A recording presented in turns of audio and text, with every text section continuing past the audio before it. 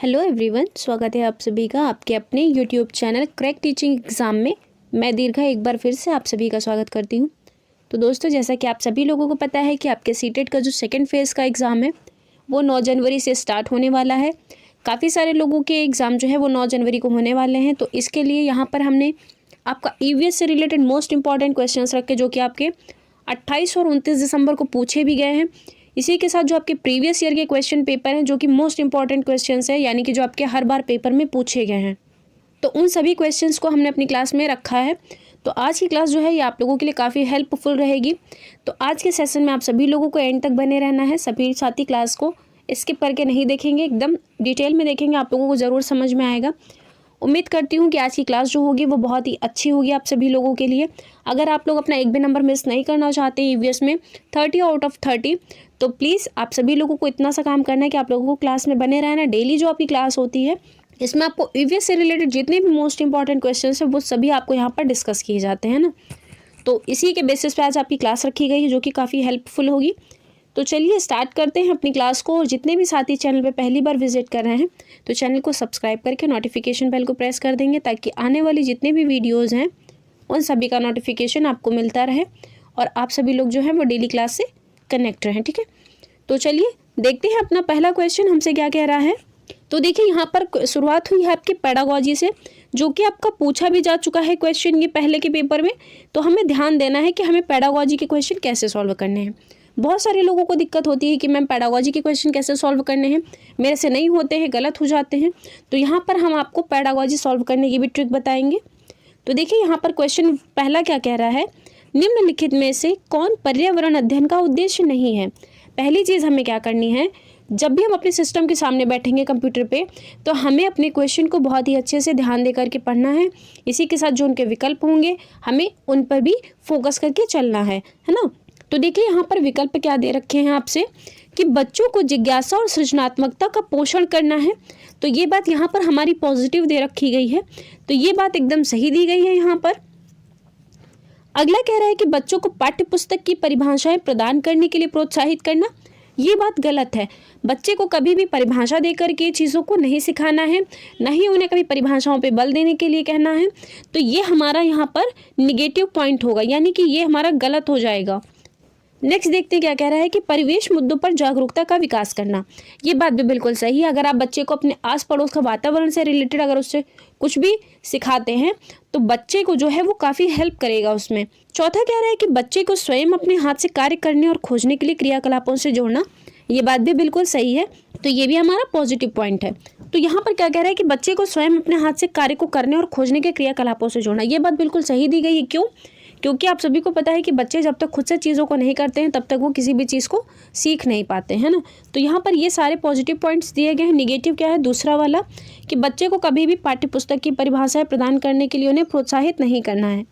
और एक चीज़ हम आपको और बता देते हैं, अगर आपको पेडागोजी के क्वेश्चन सॉल्व करने में दिक्कत आती है तो आप सभी लोग हमारी ईवीएस की प्लेलिस्ट में जा करके वहाँ पर आपको जितने भी निगेटिव वर्ड हैं मैंने एकदम डिटेल में करवा रखे हैं। इसी के साथ आपको क्वेश्चन भी सॉल्व करके बताए हैं बहुत सारे कि हमें पेडागोजी के क्वेश्चंस को कैसे सॉल्व करना है, वो भी बहुत ही कम समय में।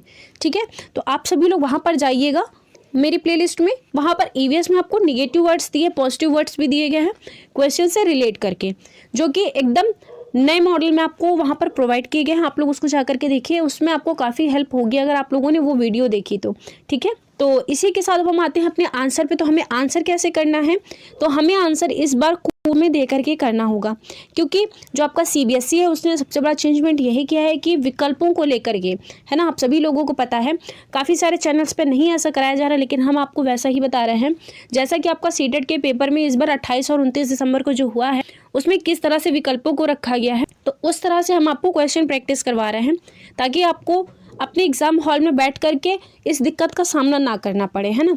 तो देखिए यहाँ पर हमारा आंसर क्या बनेगा, ये बन जाएगा दूसरा वाला, जो कि हमें सीरियल से चौथे नंबर पर दिया गया है। एक चीज़ आपको क्या करनी है, विकल्पों में हमें क्या ध्यान देना है कि हमें सीरियल से लेकर के कभी भी नहीं चलना है। जहाँ पर आपका कोड में आंसर आपको देना होगा वहाँ पर हमें कभी भी सीरियल वाले मेथड को नहीं यूज़ करना है, ठीक है। जैसे कि यहाँ पर देखिए हमारा दूसरा वाला गलत था, हमसे नहीं वाला पूछ रखा था ना यहाँ पर, तो देखिए यहाँ पर ये दूसरे नंबर पर हमारा दिया गया है। बस हमें अपने नंबर को देखना है कोड में कि वो नंबर हमारा कोड में किस जगह पर दिया हुआ है, तो वही हमारा आंसर बनेगा, ठीक है। बहुत लोग जल्दी में क्या करेंगे, आकर के चौथा वाला आकर के वो लोग टिक कर देंगे, तो ऐसा नहीं करना है, वो गलत हो जाएगा आपका, है ना। बढ़ते हैं नेक्स्ट क्वेश्चन की तरफ। आई होप आपको मैंने बहुत अच्छे से क्लियर कर दिया है, आपको ज़रूर समझ में आया होगा।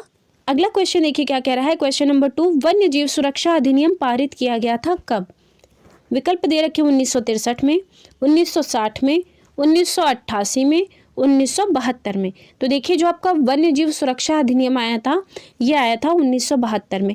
तो हमारा आंसर क्या बनेगा यहाँ पर? फोर्थ वाला सही हो जाएगा, ठीक है। बढ़ते हैं नेक्स्ट क्वेश्चन की तरफ। क्वेश्चन नंबर 3 देखिए क्या कह रहा है कि जल में घुली हुई निम्नलिखित में से कौन सी गैस उसे क्षारीय बनाती हैं? विकल्प क्या दे रखे हैं? Carbon dioxide, hydrogen, sulphur dioxide या फिर अमोनिया। तो देखिए जो अमोनिया होती है आपकी, ये एक गैस होती है जो कि जल में घुली हुई जो गैसें होती है उसे ये क्षारीय बना देती है। तो आंसर हमारा क्या सही होगा यहाँ पर? फोर्थ वाला सही हो जाएगा, जो कि हमें कोड में आंसर देखना है, जो कि हमारा सीरियल से 1 2 3 4 अगर हम करके देखते हैं तो देखिए ये चौथा वाला हमें कहाँ पर दिया गया है? तीसरे नंबर पर दिया गया है। तो आंसर हमें क्या टिक करना है यहाँ पर? यही वाला टिक करना है, ठीक है बात। आई होप आपको अच्छे से समझ में आया होगा। मैं जितना भी आपको बताती हूँ वो चीज़ें आपको ज़रूर हेल्प करती होंगी। तो प्लीज़ अगर आप चैनल पे पहली बार आए हैं तो चैनल को सब्सक्राइब करके नोटिफिकेशन बेल को प्रेस कर देंगे, ताकि आने वाली जितनी भी वीडियोज़ हैं उन सभी का नोटिफिकेशन आप तक पहुँचता रहे और आप सभी लोग जो है वो क्लास से कनेक्ट रहें, ताकि आपके लिए जो है वो ईवीएस से रिलेटेड जितनी भी आपकी प्रैक्टिस है वो बहुत ही अच्छी हो सके, है ना। चलिए मूव करते हैं नेक्स्ट क्वेश्चन की तरफ। क्वेश्चन नंबर 4 देखिए यहाँ पर क्या कह रहा है कि क्रोक क्रोक क्रोक मेरी आवाज़ है, पानी में या ज़मीन पर मैं पाया जाता हूँ। ये आपका एनसीईआरटी में जो क्लास 4th है उसमें दिया गया है, जो कि 3rd क्लास की एनसीईआरटी है, उसके अंदर ये चैप्टर आपका दिया गया है। तो यहाँ पर क्या कह रहा है कि वो ऐसा कौन सा जीव है जो क्रोक क्रोक क्रोक आवाज़ निकालता है और ज़मीन और पानी दोनों जगह पे ये मौजूद रहता है। क्या ये बत्तख है? ऐसा बिल्कुल भी नहीं है।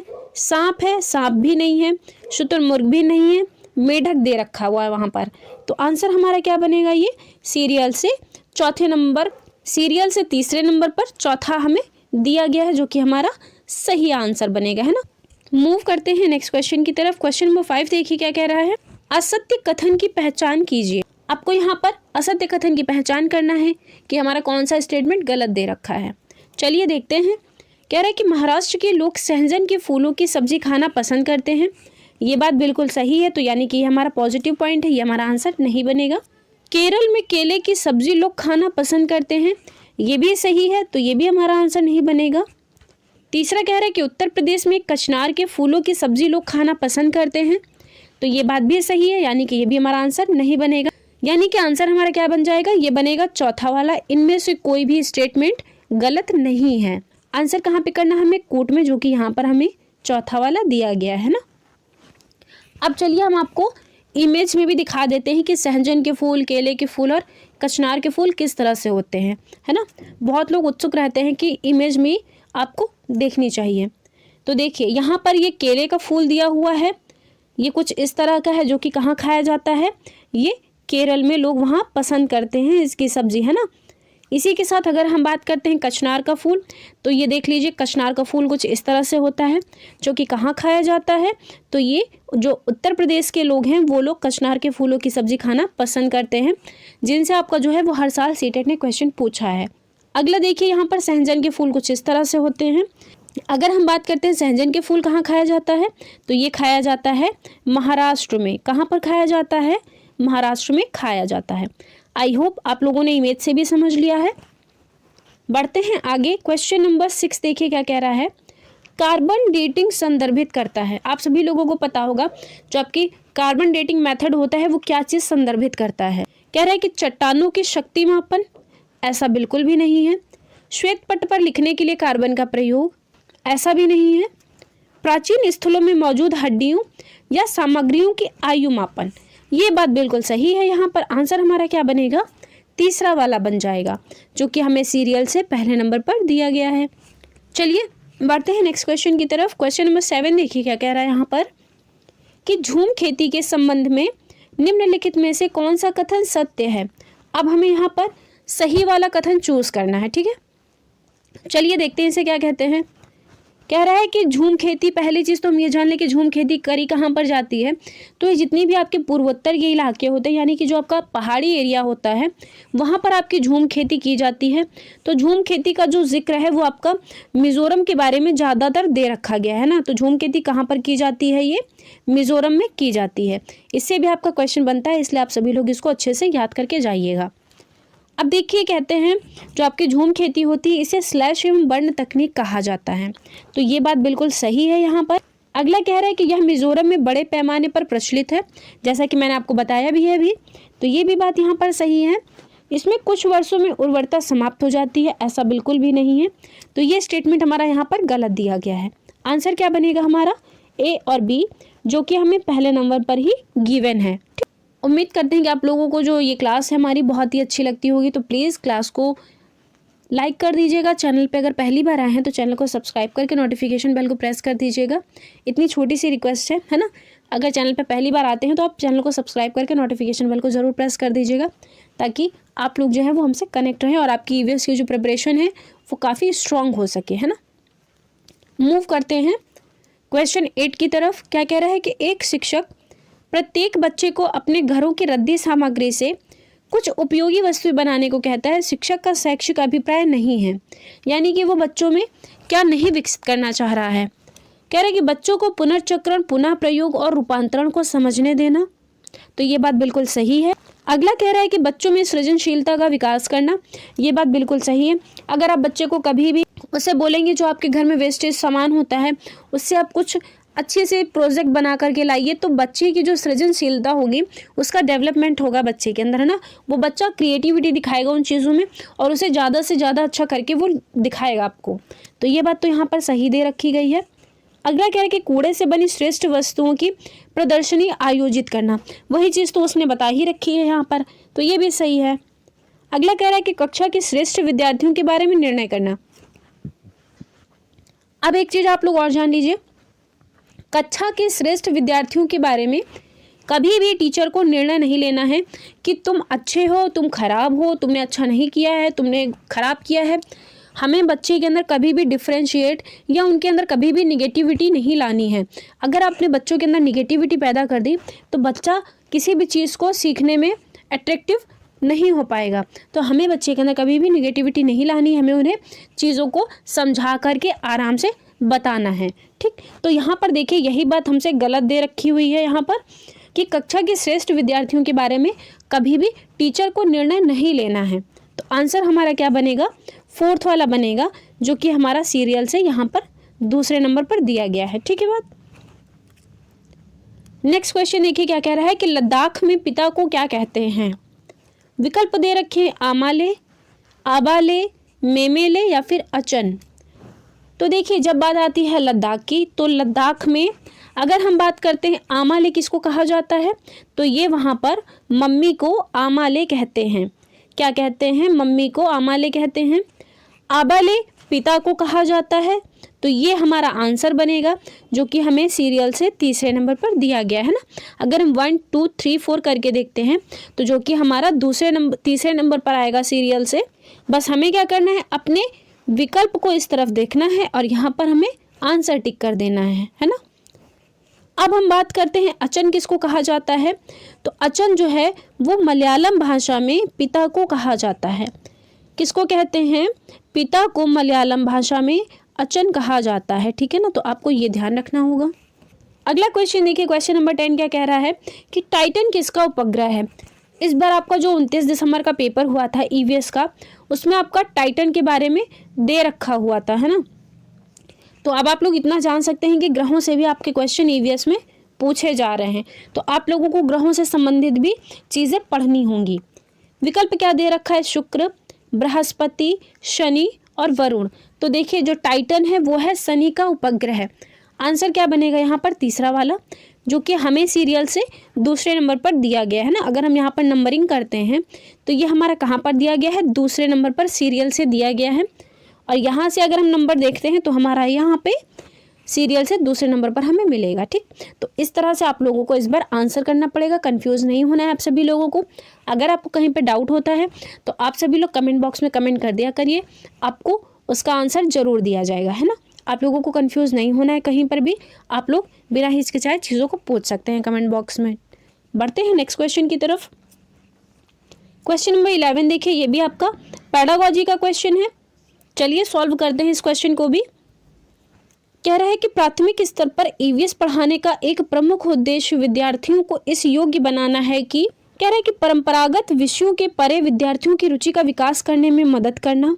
तो ऐसा बिल्कुल भी नहीं है, ये तो उद्देश्य नहीं होगा। वैसे कौशल अर्जित करें जिनसे वे स्वतंत्र रूप से पर्यावरण को बचाने हेतु क्रियाकलाप करें, ये भी नहीं होगा। सी कह रहा है कि विद्यार्थियों को कक्षा की शिक्षा को स्कूल से बाहर के जीवन से जोड़ने में मदद करना है। ये देखिए यहाँ पर एकदम हमारा पॉजिटिव पॉइंट दे रखा है, यानी कि ये जितने भी ऑप्शन आपके दिए हुए हैं उन सभी का निचोड़ यहाँ पर एक ही स्टेटमेंट में दे दिया गया है। तो आंसर तो हमारा सी वाला बनेगा, जो कि अगर हम नंबरिंग करते हैं तो यहाँ पर ये तीसरे नंबर पर आता है। अब हमें आना है अपने कूट की तरफ। हमें आंसर कहाँ पर देखना है, जो कि सीरियल से हमारा चौथे नंबर पर दिया गया है। ठीक, मूव करते हैं क्वेश्चन नंबर 12 की तरफ। कह रहा है कि ईवीएस को प्रामाणिक एवं अर्थपूर्ण सीखने के लिए क्षेत्र भ्रमण के माध्यम से शिक्षक निम्न का उपयोग कर सकता है। विकल्प क्या दे रखे, संरचनात्मक कार्यपत्रक, असंरचनात्मक कार्यपत्रक, भ्रमण के लिए औपचारिक निर्देश, छात्रों के समूह एवं उनके नेता का गठन करना। अब देखिए यहाँ पर यह भी आपका पेडागोजी का क्वेश्चन पूछ रखा गया है। हो सकता है अगर हम मान के चलते हैं कि इस बार जो है हो सकता है आपका जो पेडागोजी के क्वेश्चन होते हैं वो इस तरह से दे दे, तो हमें इसमें भी कंफ्यूज नहीं होना है। ठीक है, तो देखिए यहाँ पर क्या कह रहा है कि असंरचनात्मक कार्यपत्रक जो है ये नहीं होगा, बाकी संरचनात्मक कार्यपत्रक होगा। भ्रमण के लिए औपचारिक निर्देश देना, ये भी सही है। छात्रों के समूह एवं उनके नेता का गठन करना, ये भी सही है। तो आंसर हमारा क्या बनेगा, बी, सी और डी, जो कि हमें पहले में दे रखा गया है। ठीक, अगर आपको क्लास पसंद आती है तो प्लीज़ क्लास को लाइक कर दिया करिए। चैनल पे पहली बार आए हैं तो चैनल को सब्सक्राइब करके नोटिफिकेशन बेल को प्रेस कर लीजिएगा, है ना, ताकि छोटी छोटी जितनी भी इन्फॉर्मेशन है वो सभी आप तक पहुंचती रहे, और भी जो आपकी सीटेट से रिलेटेड क्लासेस हैं वो भी आप तक पहुंचती रहे। आप सभी लोग टाइम से देख लीजिए, यहाँ पर आपको एकदम ऑथेंटिक चीज़ें बताई जाएंगी, बिल्कुल भी फेक इन्फॉर्मेशन या कोई फालतू के वीडियोज़ आपको नहीं प्रोवाइड किए जाएंगे, है ना। तो अगर आप ऑथेंटिक चीज़ों से जुड़ना चाहते हैं तो क्रैक टीचिंग एग्जाम चैनल को अभी सब्सक्राइब कर लें और आपको सारी इन्फॉर्मेशन मिलती रहेगी। मूव करते हैं नेक्स्ट क्वेश्चन की तरफ। क्वेश्चन नंबर 13 देखिए क्या कह रहा है।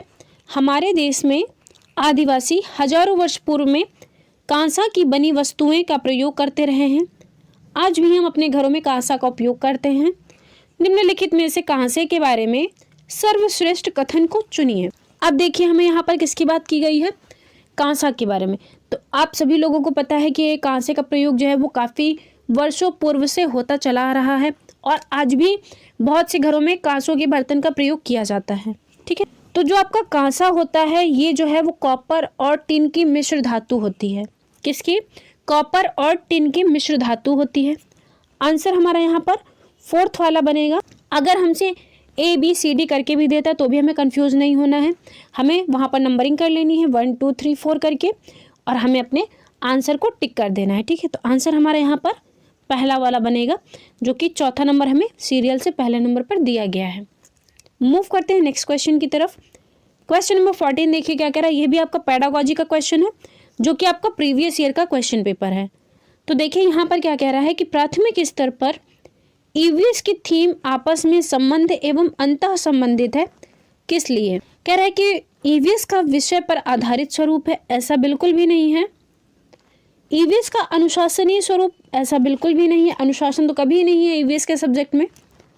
ईवीएस का एकल विषय स्वरूप, ऐसा भी नहीं है, क्योंकि आप सभी को पता है कि ईवीएस जो है आपकी ये सोशल साइंस और आपकी साइंस का मिश्रण है, यानी कि 3 सब्जेक्ट को एक में करके वहाँ पर पढ़ाया जा रहा है। डी कह रहा है कि ईवीएस का एकीकृत स्वरूप है, ये बात बिल्कुल सही दे रखी गई है। तो आंसर तो हमारा यहाँ पर चौथा वाला बनेगा। मूव करते हैं नेक्स्ट क्वेश्चन की तरफ, जो कि आज का हमारा लास्ट क्वेश्चन होगा। ये भी आपका पेडागोजी का क्वेश्चन है। तो देखिए यहाँ पर क्या कह रहा है, निम्नलिखित में से क्या पर्यावरण अध्ययन के सीखने का प्रभावशाली संसाधन है। अब हम बात करते हैं पर्यावरण अध्ययन की। तो उसके अंदर बच्चों को सिखाने के लिए सबसे प्रभावशाली संसाधन क्या माना गया है। कह रहा है कि मॉडल बिल्कुल भी नहीं होगा, पाठ्य पुस्तक भी नहीं होगी, चार्ट भी नहीं होगा, होगा क्या हमारा किस्से और कहानियाँ। आप लोगों को पता है जो आपकी ईवीएस होती है ये 3rd से लेकर के आपकी 5th क्लास तक पढ़ाई जाती है। ईवीएस आप सभी लोगों को पता है कि जो आपकी ईवीएस है ये क्लास 3rd to 5th तक पढ़ाई जाती है। तो अगर हमें बच्चे को चीज़ों को सिखाना है तो हमें उसे कहानियाँ सुनानी पड़ेंगी, उसे कविताएं सुनानी पड़ेंगी, उससे जो भी किस्से होंगे हमें उन्हें बताना पड़ेगा, क्योंकि इन चीज़ों से क्या है बच्चा चीज़ों को जल्दी ऑब्जर्व करके सीखता है। चाहे फिर उसका बाहरी परिवेश हो, उसका वातावरण हो, उसकी फैमिली हो या फिर उसका स्कूल हो, तो ये जितनी भी चीज़ें हैं ये सभी बच्चे के लिए एक तरह से प्रभावशाली संसाधन का काम करेंगे। अगर उसका पास पड़ोस मिलता है, घर परिवार मिलता है, उसकी फैमिली, उसके या फिर जो फ्रेंड्स होते हैं, इसी के साथ किस्से हो गया, कहानियाँ हो गया, कविताएं हो गई, कोई स्टोरी हो गई, ये जितनी भी चीज़ें हैं ना ये सभी बच्चे के सीखने के प्रभावशाली संसाधन के रूप में प्रयोग किए जाते हैं। ठीक है, तो आंसर हमारा यहाँ पर क्या बनेगा, ये चौथा वाला बन जाएगा, जो कि हमारा सीरियल से 3रे नंबर पर दिया गया है ना। तो हमें कन्फ्यूज़ नहीं होना है आंसरों में भी। तो चलिए आज की क्लास को हम यहीं तक रखते हैं। आशा करते हैं कि आप लोगों को क्लास ज़रूर पसंद आई होगी। अगर आप लोगों को क्लास पसंद आती है तो प्लीज़ आप सभी लोगों से एक छोटी सी रिक्वेस्ट है कि अगर चैनल पर पहली बार आए हैं क्लास को लाइक कर दिया करिए, चैनल को सब्सक्राइब कर लीजिए, ताकि जितने भी आने वाले वीडियो हैं उन सभी का नोटिफिकेशन आपको मिलता रहे और आप सभी लोग जो है वो टाइम से क्लास में आ जाया करें, है ना। तो चलिए आज की क्लास को हम यहीं पर वाइंड अप करते हैं। धन्यवाद।